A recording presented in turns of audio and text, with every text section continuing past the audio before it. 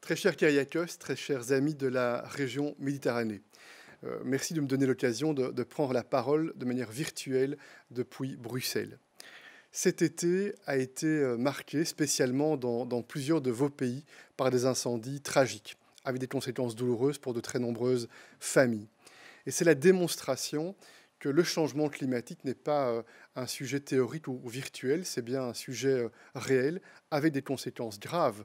Et ces incendies s'ajoutent à des phénomènes d'inondation les dernières semaines qui ont frappé plusieurs pays en Europe et ailleurs dans le monde. Bien sûr, on peut considérer que des mesures préventives sont possibles pour lutter contre le feu, pour lutter contre les phénomènes liés à l'eau. On peut mettre en place des systèmes d'alerte, on peut tenter de mieux planifier un certain nombre de développements territoriaux, d'aménagement du territoire. On peut mettre en place des mécanismes d'entraide.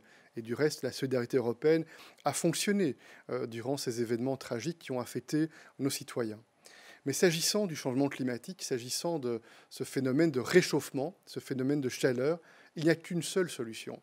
C'est mettre en œuvre la décision que nous avons prise ensemble, faire de l'Europe le premier continent neutre sur le plan climat et mettre en œuvre les mesures du Green Deal qui sont indispensables pour faire en sorte que l'on transforme en quelque sorte notre logiciel de développement économique et social, que l'on modifie le paradigme de notre prospérité.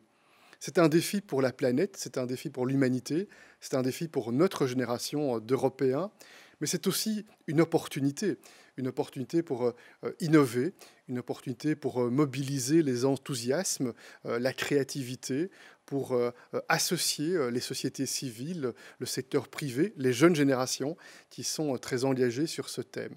Et je suis totalement convaincu que cette détermination commune au départ de l'Union européenne sera essentielle pour bâtir les contours d'une société qui réussit à relever ce défi, à le surmonter pour garantir de la prospérité, du développement.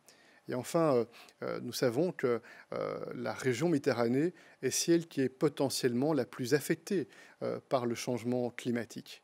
Mais nous savons aussi que la Méditerranée représente un poumon de biodiversité pour la planète, pour le monde, et représente aussi un enjeu lié au développement économique, à de la prospérité, à des capacités d'innovation.